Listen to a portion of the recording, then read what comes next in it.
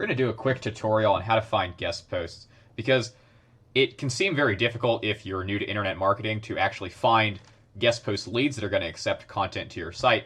But there are actually a few tricks that you can use fairly easily to be able to find niche-related leads where you can submit articles and get links back to your site. Now, the most basic way to find guest posts is to use what are called footprints to search particular queries in search engines that are going to match specific criteria that indicate that a site is likely to accept guest posts. And right here I'm pulling up a thread, and this is in our ebooks section. So if you are a subscriber, you should visit this URL up here, and you can actually look at this whole thread where Hashbrown has gone through the trouble of putting together an extensive list of guest post leads for you. And in this comment here, as a little bonus to that post, I left a list of guest post footprints that we can use to find guest post leads that are going to allow us to actually dig up new guest posts of our own in our niche and related to particular keywords that we want to target. Now I've gone ahead and opened up a search engine window, and on our left here we have our keywords. And what we're going to do is, if we demonstrate a very basic way of doing this, we can put our keyword. Now this is in quotes, so it's going to be an exact match. And what we'll find is, right off the bat, we actually do find, even though this is a very vague keyword, there's 49 million results, we have a list of sites that are going to accept guest posts. However, this is a very general query, so some of these sites might be very large, and if you sell like Viagra or something, there's a good chance they don't want to actually post your lead. So what we're going to want to do is narrow this down a little bit further.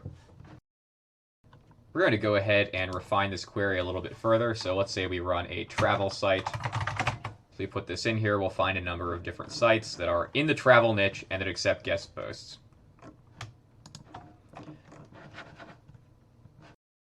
Let's go ahead and actually check out a few of these leads. And the actual description of the guest post process may vary between sites. Some sites might have a form, some might have an email address, there might be different guidelines, but the process is basically the same. What you're going to do is have some kind of a piece of content with your link in it, or in some cases it might be through an author bio that you would get the link, and you're going to go ahead and submit this post through whatever the instructions are on the site. One thing that helps in advance is that if you get like a good 10, or if you're really try-harding, you can have 100 or 1,000 articles pre-written that are going to be on various topics related to your niche, and they'll have your links already built into them. And this actually does help out a lot in terms of saving time during this kind of outreach process, since you're not constantly going back and forth between writing and contacting people. So even if you just have 10 articles, that's usually enough where you can just contact someone and have something on hand that's actually going to work for getting that guest post. Now, there are a few different things that are worth considering when you're reviewing a site to see whether or not you actually want to pursue getting a guest post. Right off the bat, you can get a good feel for how authoritative a site is actually going to be in terms of their link profile just by looking at the general site. Now, this site actually looks halfway decent. The style sheet doesn't look like complete trash. And let's check out their homepage and see whether this site actually has decent content or whether it's essentially a link farm. And again, the style sheet's not bad, so it looks relatively promising.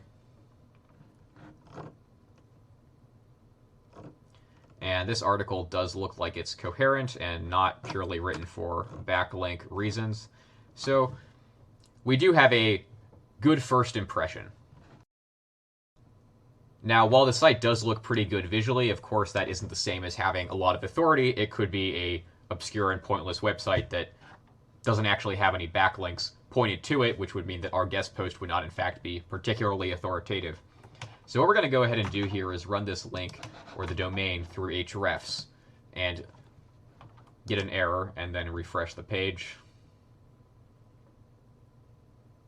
And we can see that this is actually a domain that is run by a real human and that has at least some links and some traffic where it would actually be worth it to have a guest post on this site. Now, if you don't have an Ahrefs subscription, there are other tools that you can use to get a feel for a site's backlink profile. If If you don't have a subscription to Ahrefs, that's fine. There are a few other ways that you can get a site's rough authority without paying a single dollar for any kind of proprietary tool.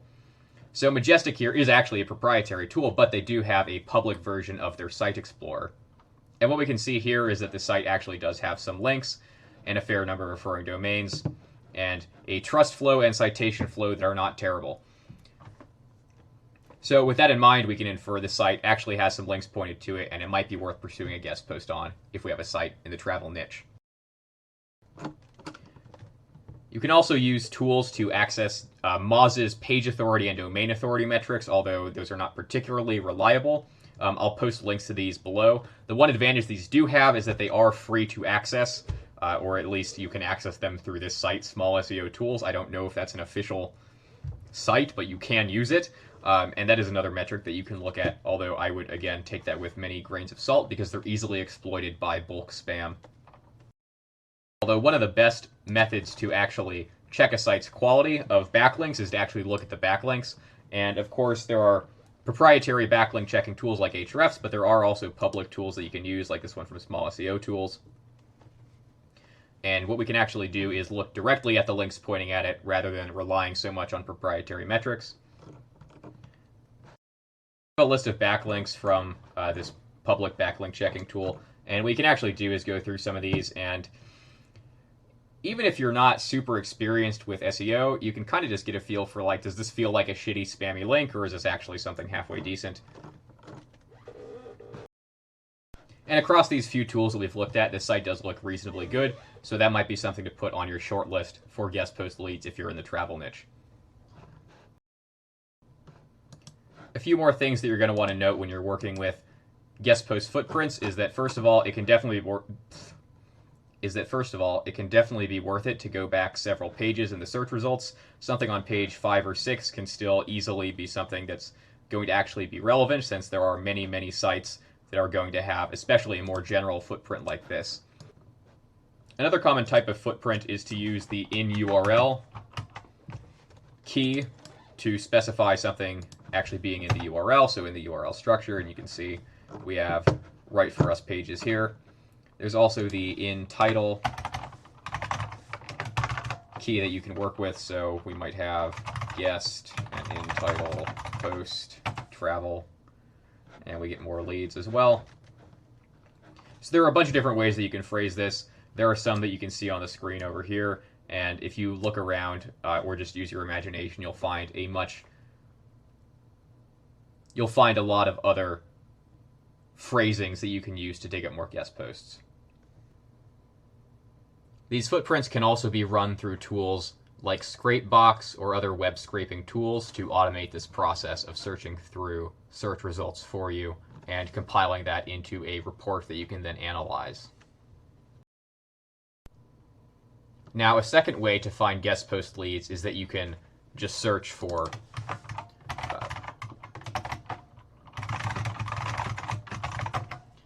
and we find a bunch of posts from people listing sites that accept guest posts.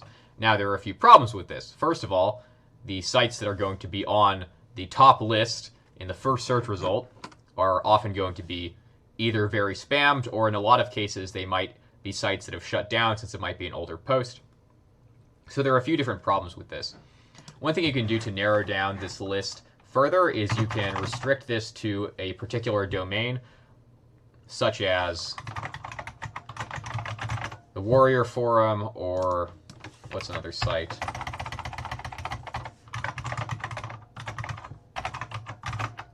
The Builder Society. And if you use these keys, you'll get prompts for CAPTCHAs, but whatever. And this way, we're restricting our search to specific internet marketing forums. Ideally, pick a marketing forum that you actually like rather than the Warrior Forum.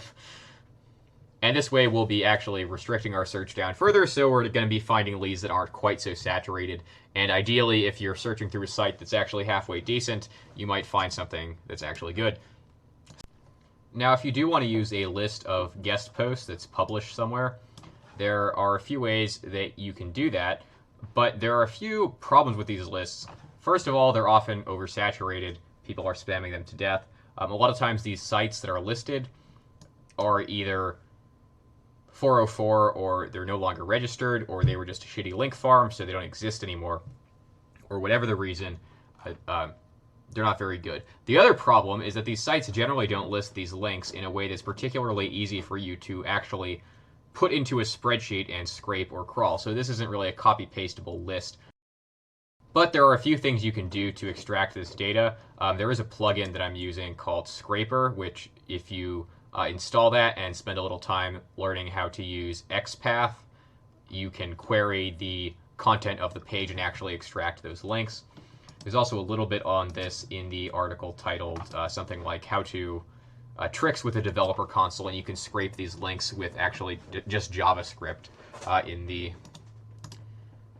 Chrome console. One easy way to extract the links is to find this actual element that is the main body of the post, and then we're going to go and find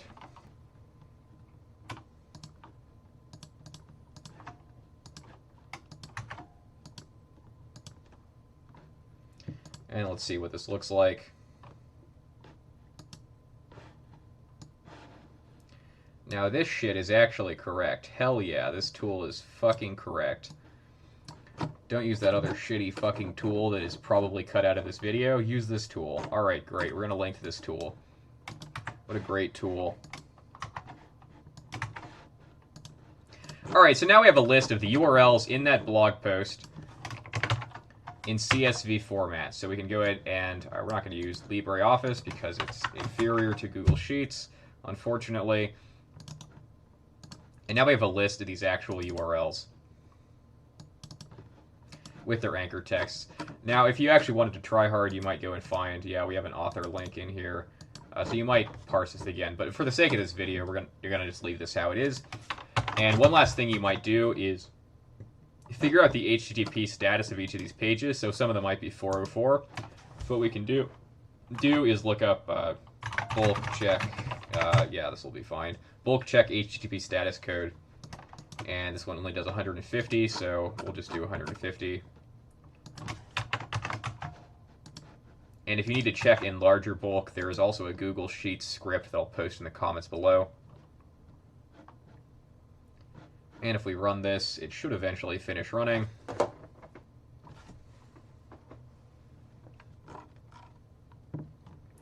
And we can see there are some pages that are no longer valid, so this site doesn't exist, or maybe it never existed, or is not a valid URL.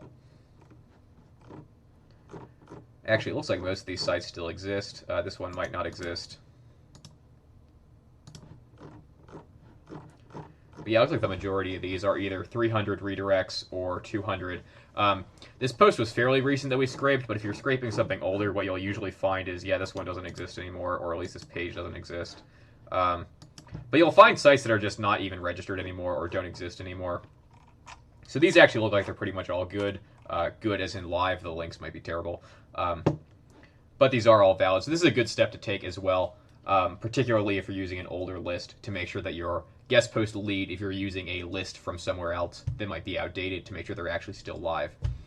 And once you do have this list, it is also useful to use something like, well, Majestic is particularly good for bulk checking links, but otherwise figuring out the actual quality of the pages so that you can evaluate them without having to manually do all of that. And I think this did list page authority and domain authority, although again, those metrics are not the most helpful of all of the metrics. So now we do have a list of guest post leads, and we could analyze this further or segment it further. And if you sent this to a VA, a virtual assistant, and you gave them 100 or so, even just 10 articles for guest posts, you could definitely get a fair number of backlinks relatively inexpensively. I mean, you'd have to get 10 articles. They wouldn't even have to be particularly good, and you'd have to pay some VA like $3 an hour, give them an email address, ideally one on your domain, so that you look more official and that you can actually monitor all the emails that are going out.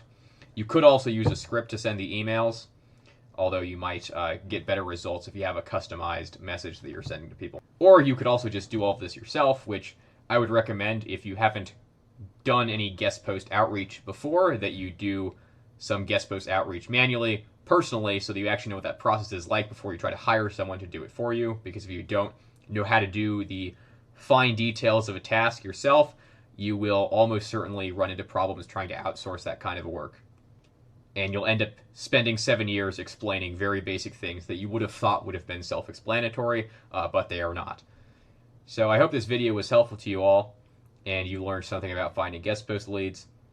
You can use the same process for things like finding infographic submission sites, or really any kind of blog comments if you're trying to do that, Web 2.0 sites, and so on. All right, congratulations. You know something about finding guest post leads now. Get the fuck off of my lawn, as they say. All right, so in conclusion, that's a good post.